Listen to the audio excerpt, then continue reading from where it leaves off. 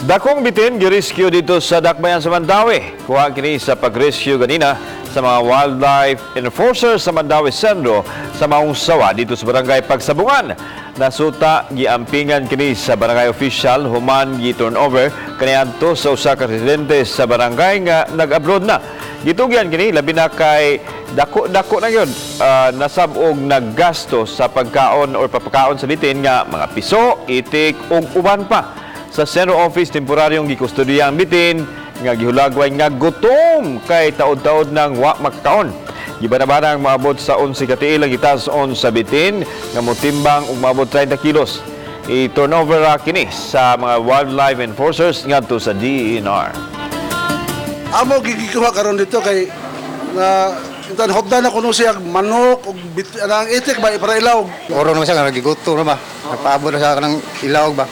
Kataon mo gutom siya? Kay makukuha man siya mo marmaksyon mo siya kanang hangbat ba. Manong ako lang gi kuan siguro na ko nagkuha mi kanang kuan sibot ni para ang uwa akong makuptan.